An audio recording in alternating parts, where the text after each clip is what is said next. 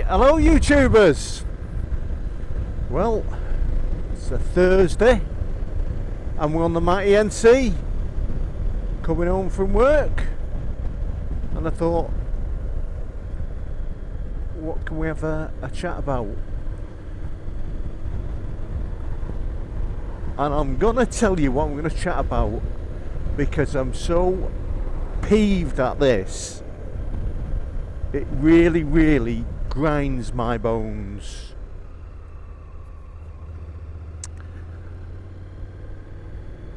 Now the problem is, I don't know whether this person knowingly has done this,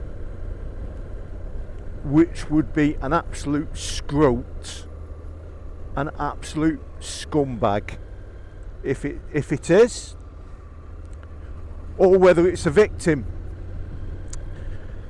So my mighty NC has had its number plates cloned and it's driving round in a metropolitan borough of London, going up and down roads where it's been getting fines accrued to it every time, which tells me really it is a scrote that's riding it, because they're going up roads that they know there's cameras on and they don't care. And let me tell you, it causes you grief like you can't believe. And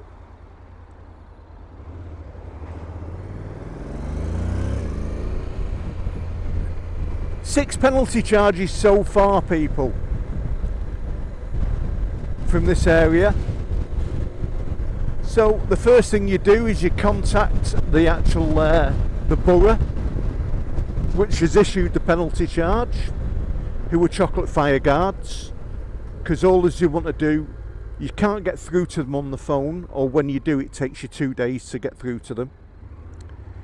So you fill out a PCN report online advising them, right, it's not me riding that bike, because my bike has never been into that area in its life from owning it.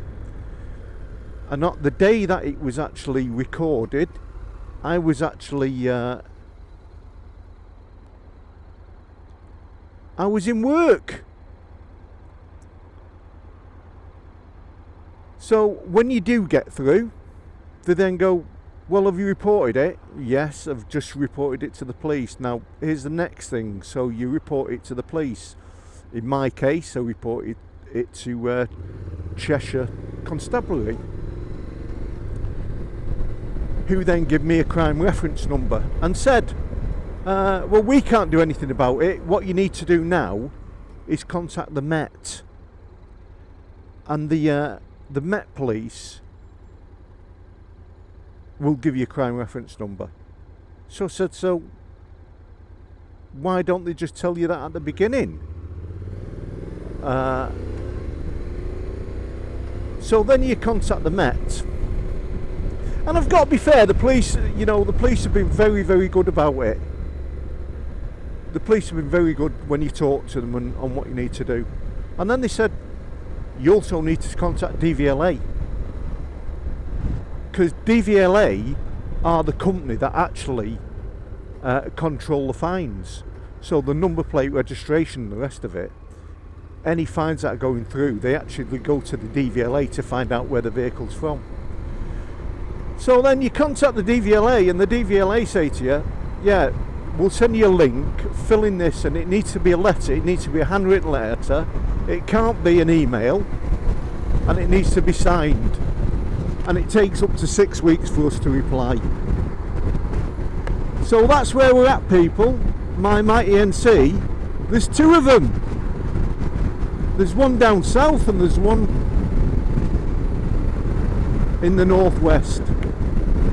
And I do get it, that is the issues when we do YouTube and we show our number plates. There is criminals out there.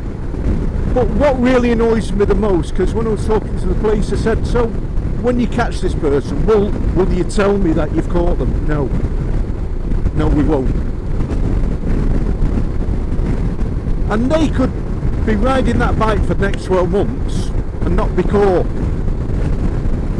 and accruing tickets that I have to keep and applying and contesting. So I think really it's time these people that when they're caught they're really dealt with, and it's time that the police forces join links so that they know what's going on. So that's the really annoying part about doing YouTube, and about, well, it may not just happen on YouTube, in fairness, may it not. These people, maybe wherever they go from, they'll see a number plate for a vehicle and they decide to use that one. But what is the crime for, what is the punishment for the crime? These people should be seriously dealt with, but they're not. That's what the police said. They'll be lucky if they get a £100 fine in court.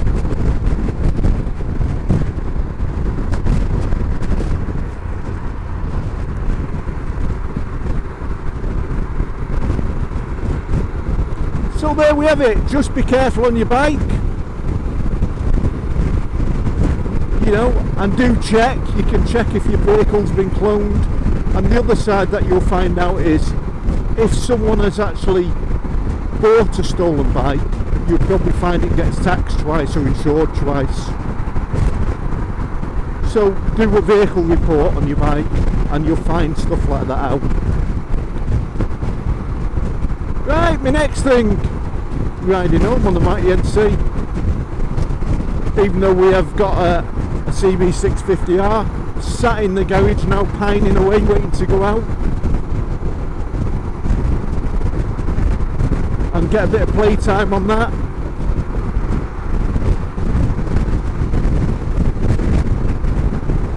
And I'm going to try and, it's been quite difficult to get into BMW. I want to try and see if BMW have got the new auto assist BMW with the equivalent of the DCT on it, and see if I can get a ride on it, because I would like to ride the Yamaha and I would like to ride the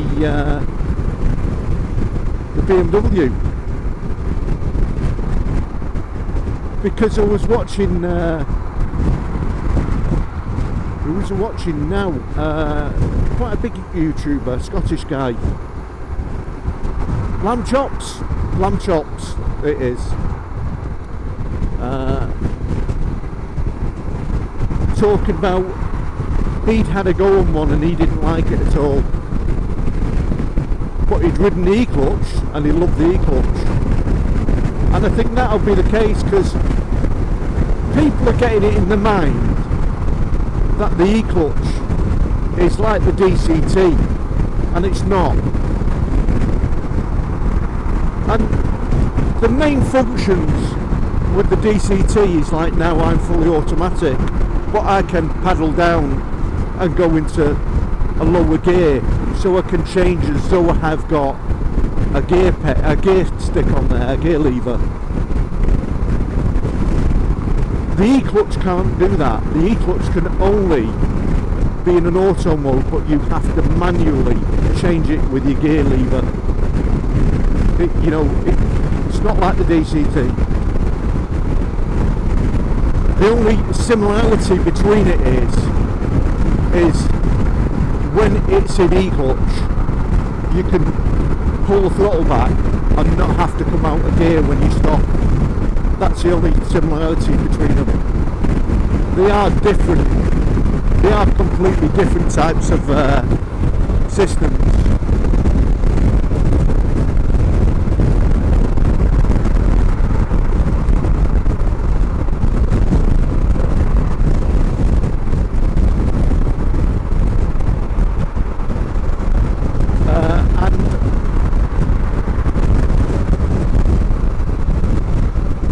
The difference with the DCT, I can go full manual on this, so I can go over to my manual mode on here and then just use my paddles. Only difference being I haven't got clutch lever, but in effect that's what that does. So people ask that, had a few questions. Is it better now? And do you know something? The different. I've got the video. I don't know whether I'll put it out or whether we'll put it out afterwards, of me riding into work for the first time using the e-clutch, and it was quite hard to work out whether it's better than the DCT. I don't think it is in traffic. I think the DCT is just much easier, much less to worry about.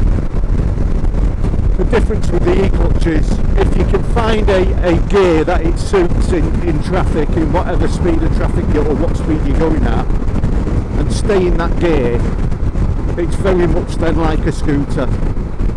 You can just wind it on and wind it off. The bike itself, the size of it, is better in size for filtering in between cars. But it's what you get used to, because I don't find any issue at all with filtering on the NC, but it is a bigger and heavier bike, and you do tell the difference between it. That CB is a very light bike when you start riding it. You know, it feels lighter and lighter.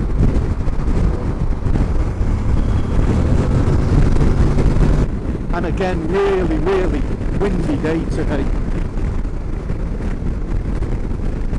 Do you know, and the CB, I know my first video maybe sounded a bit negative on it, but it is honestly, in my opinion, this Honda MC 750 DCT on motorways and in high winds like this is far superior. It's far superior. Don't feel, you know, and I think the screen makes a difference. I found when I was riding the CB home yesterday, as soon as you get to 65, 70 on the motorways or the twisties, I thought at first it'd be different in the twisties. You start to get a lot of wind against your chest and then your neck, you know, and it does affect the way you ride. And I didn't like that about it, and it's quite strange because I own the Hornet, but the Hornet never did that. But I think it's because it had that little cowling on the front, and I think that's with that CB650. I need to find a little cowling on the front, just so it's not a pure naked.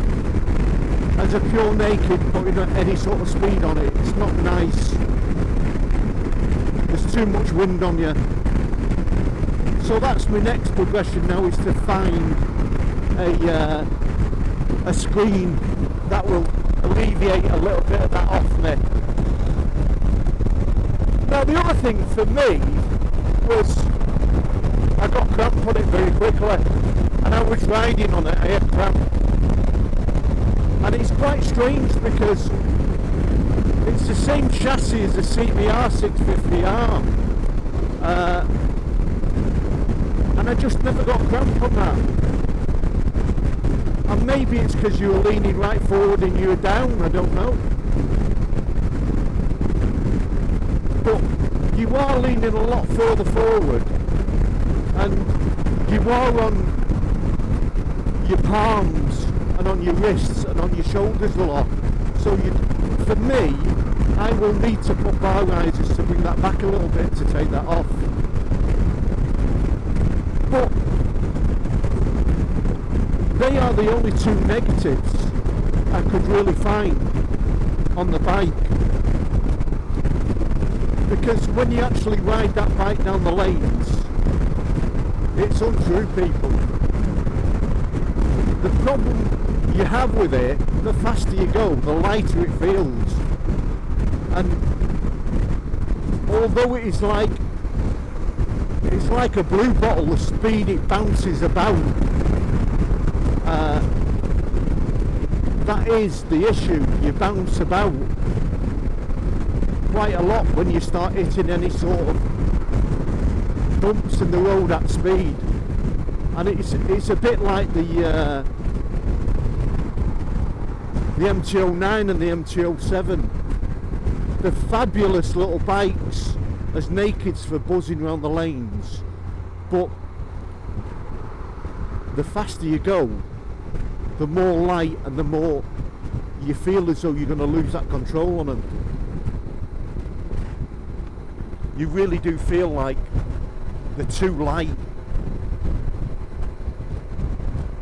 But when you're grounded on it and going around them bends on them, they're untrue. And that inline 4, the sound of that inline 4 on that CB650R is just amazing. So what people are like that go and put better exhaust systems and remove the cat out of it, because it is a quiet bike.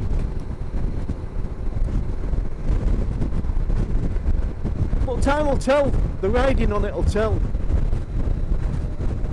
And probably the wrong time to get it, moving into the winter time, but we're still going to enjoy it a bit. And I've noticed, even though it's bright sunshine, the weather's dropping down, the temperature's dropping down a lot.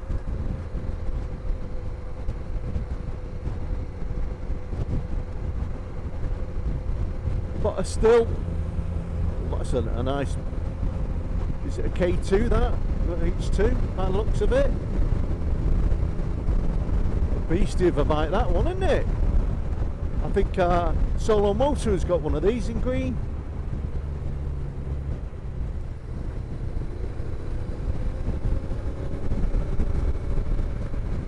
Never ridden them, but I believe they're just you just hang on for dear life, don't you? We'll just drop in there.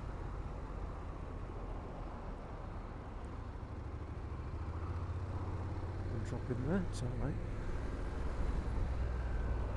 And just keep an eye on that, there ain't a H2 flying up the inside there to knock me off. Yeah, so I'll be dead honest, it's not negative on the bike's fabulous. If it was still a real choice, if I only had to have this or that, I would have this. Still by far my favourite bike of all bikes. And I've found, I'll put the link in for people who have an NC750 DCT or a clutch version. I found a company that actually do a full cruise control for them, $305, which isn't bad price really, and the plugins, so you don't have to cut out your loom, you don't have to start soldering, you put it in. Now they have a 2-button and a 3-button. It will just go to the 3-button, but there's no difference in price. It's just that it's been updated. It connects into your brakes, it connects into your foot brake and into your handbrake there, and it also comes into action when you exceed, like you do on a normal cruise control. So I've ordered one, I can't wait for that to come. Putting cruise control on the Mighty NC, I think it should be done by factory. And I was talking to Joe and Yules, and they said they've got someone that they're talking to about the same sort of thing, so I'll give them the link. They're going to look at that as well. And it's an easy thing to do yourself. You'll be, you know, even as a non-mechanic, all you've got to do is move a few panels, unplug a few sockets and put these new ones in. And there is a video out there on it, so I'll try and link the video as well. I think that's going to be a massive yes for this NC. I think you'll see a lot of these used. And like I say, it looks that good. I've paid for it. You know, sometimes you like handouts, but sometimes when they are that good, just pay for them, get them done. And it's not just that, you know, I use this a lot, and I will definitely use a cruise control on it. And it's not just for the the Honda NC. It'll work on the Transalp, people. If you've got Transalp, Ice Diddy, it's just a no-brainer if you're doing motorway work and you're doing tours. I think it'll be a great investment. So we'll put the link into it again once I've edited this video, and hopefully we can improve our bikes a little bit more. Right, so it's an accident of some kind going on up here. There's a lane closed.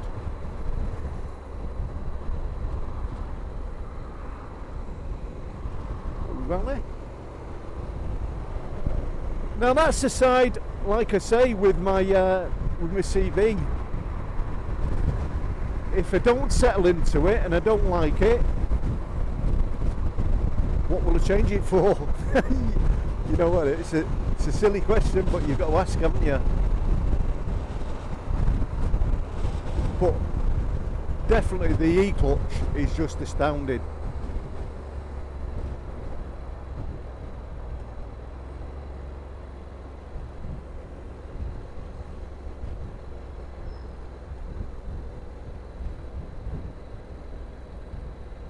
Now they had, I wonder if this is to do with, no it won't be, they had at the beginning of the week, a wagon went off in between these two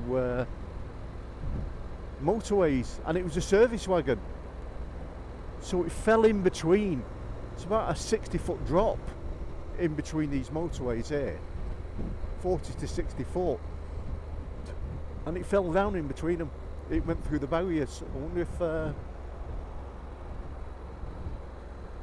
whether this is something to do with it.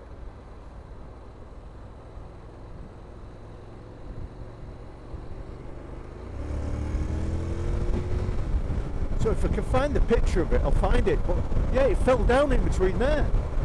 And luckily, I think the driver survived. He didn't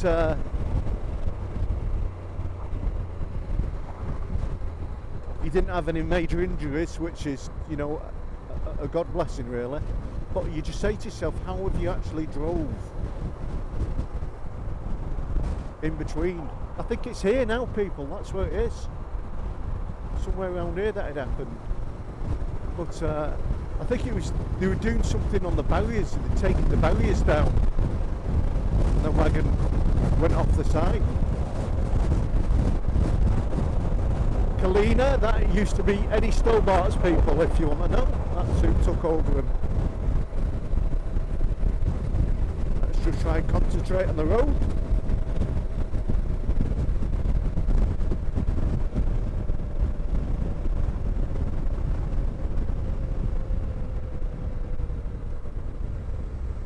Yeah, and like going on about the CB again, the CB, you know, considering that bike is 200 kilograms, it's so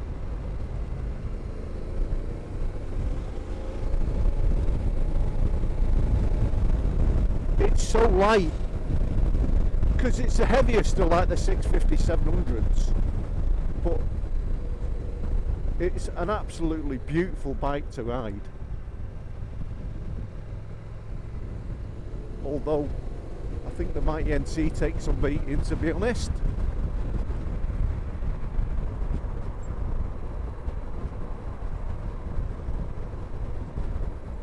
You could, in fairness, because it's a lot shorter wheelbase than this as well,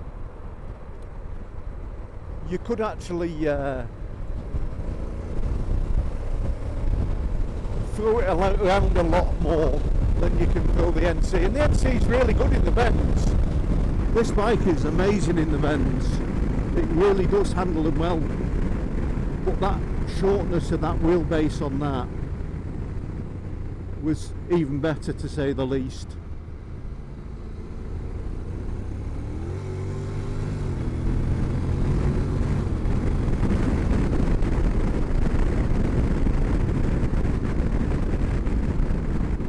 We do love the roundabouts a bit.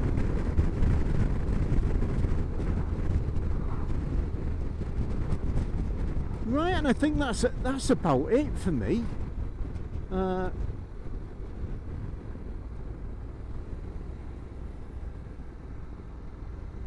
I've got in a couple of weeks time, I'm meeting a couple of tubers that I've not met before, so we're meeting up. I'm looking forward to that.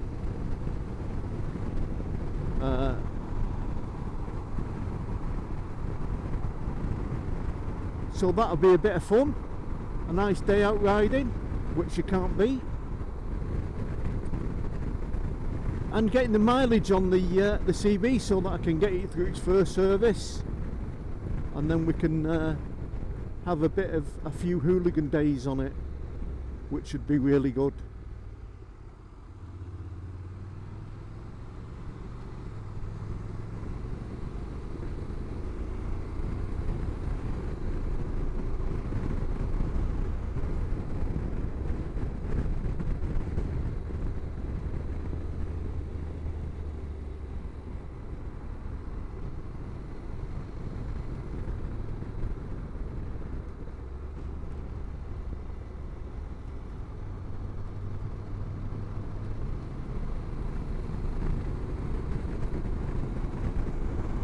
I just do love this NC. It just handles the corners, it handles the straights.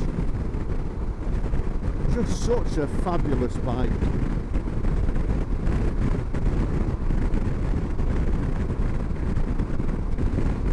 Could do with as well, if there's anyone out there, ideas for a better screen for it. I think that is the only one side that is I don't seem to be able to find a really decent windscreen on it. On my 2019 and 15 models, there was the Puag, which was fabulous. Alright, we've got a thing here, so let's just move across. Mate, sorry.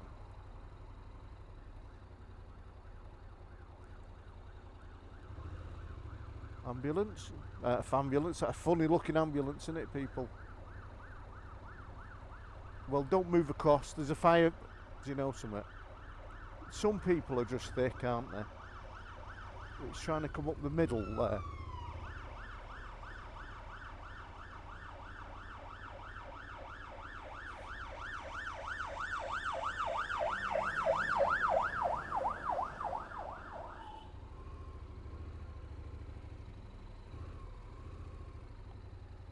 Well, this isn't good, people.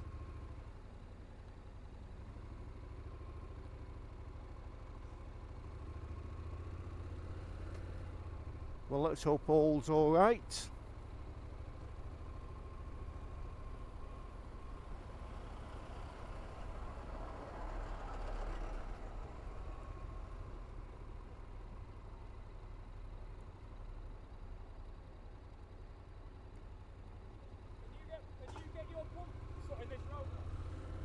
I hope they're all right. And it is this part of Birchwood Way is a nightmare, because that's what people do. They fly up the outside and they cut in, and it's part of highways the way they've done these roads. You know, the roads there where it should be straight on and left, they've just turned in a left-hand lane and they've put a middle lane straight on.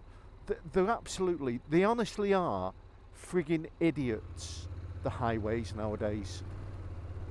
These people have these brainwaves. You come to a roundabout, if you've got 3 lanes, 2 lanes straight ahead and left, 1 left straight ahead, and the right hand one is right. It's just pick up an old highway code book and you'll learn how to drive properly. Anyway, hope it looked like a lady in there.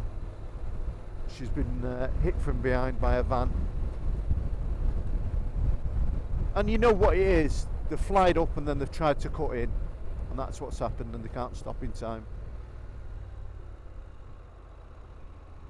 We all at times, including myself, drive too fast, and that's the consequences of it. Anyway, at that, Birchwood Biker, ride safe, be kind to others, and with luck they'll be kind to you, and I'll see you on the next one. Ta-ra.